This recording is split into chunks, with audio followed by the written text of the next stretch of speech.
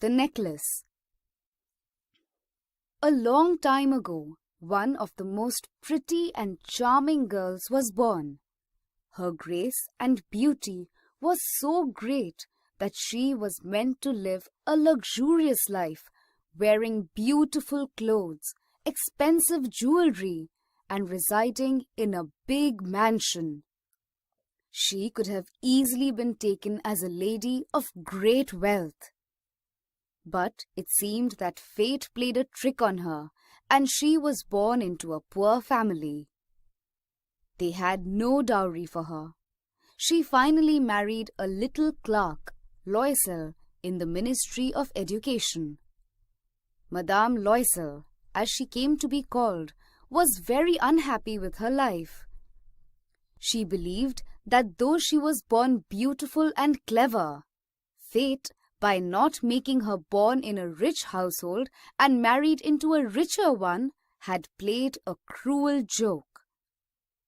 She imagined vast salons decorated with antique silks, exquisite pieces of furniture supporting priceless ornaments, where she could give big parties.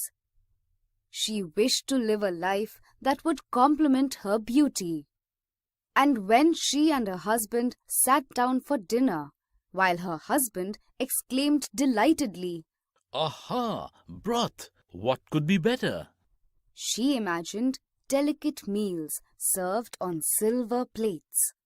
Madame Loisel had no fine clothes, no jewels, nothing.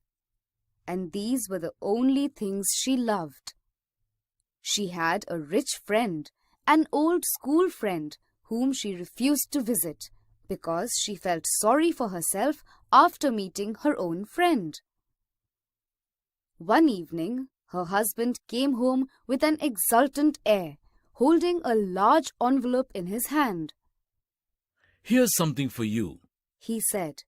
Swiftly, she tore the paper and drew out a printed card on which were these words: "The Minister of Education and Madame Ramponneau request the pleasure of the company of Monsieur and Madame Loisel at the Ministry on the evening of Monday, January the 18th.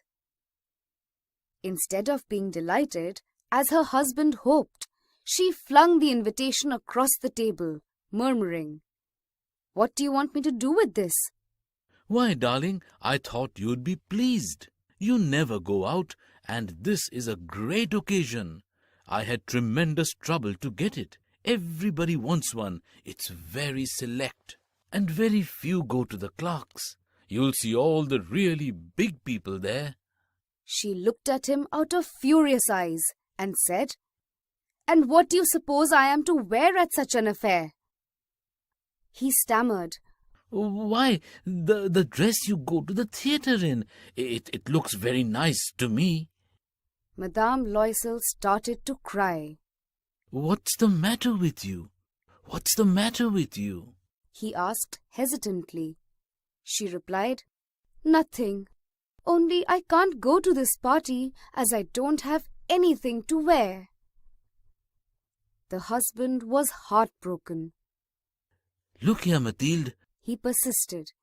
"How much would a nice but simple dress cost?" She thought for several seconds, thinking how much money she could make her husband give her without him refusing. At last she replied, "I don't know exactly, but I think I could do it with 400 francs. He grew slightly pale, for this was exactly the amount he had been saving for a gun. Nevertheless, he said, "Very well. I'll give you 400 francs. The day of the party drew near, and Madame Loisel seemed anxious. One evening, her husband said to her, "What's the matter with you? You've been behaving very oddly." "I'm utterly miserable because I don't have any jewelry to wear with it," "How stupid you are!" exclaimed her husband. "Go and see Madame Forestier, your friend, and ask her to lend you some jewels. You know her quite well enough for that." She exclaimed, "That's true. I never thought of it." Next day, she went to see her friend and told her trouble. Madame Forestier took Madame Loisel to her dressing room and said, "Choose, my dear." Madame Loisel finally chose a superb diamond necklace which she wore with her gown. She was the center of attraction at the party. Everyone noticed her. All the men wanted to dance with her. All the ladies praised her. She received many compliments. Madame Loisel felt truly happy and thankful for the first time in her life. When they reached home, she discovered that the borrowed diamond necklace was missing. They looked everywhere but could not find it. Scared of going to the prison, they sold everything they had and borrowed money to raise 36,000 francs to buy a replacement. The husband worked 2 jobs. They shifted to a smaller house, and Madame Loisel, who had dreams of a luxurious life, had to do her own work. She came to know what abject poverty meant. In 10 years, they were able to pay back all the money they had borrowed. By then, she lost all her beauty and looked older. What would have happened if she had never lost those jewels? Who knows? Who knows? How strange life is, how fickle, how little is needed to ruin or to save. One day, she saw her old friend Madame Forestier walking with her daughter. She was still beautiful and graceful.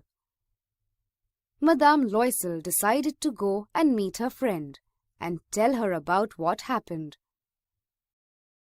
"Good morning, Jean." The other did not recognize her.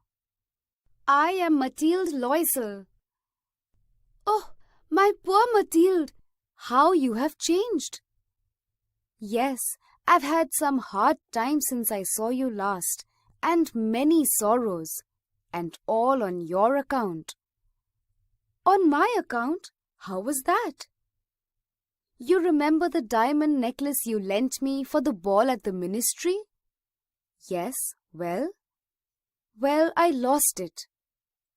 "How could you? Why, you brought it back." "I brought you another one just like it, and for the last 10 years we have been paying for it. You realize it wasn't easy for us. We had no money. Well, it's paid for at last." Madame Forestier had halted. "You say you bought a diamond necklace to replace mine." And she smiled in proud and innocent happiness. Madame Forestier, deeply moved, took her 2 hands.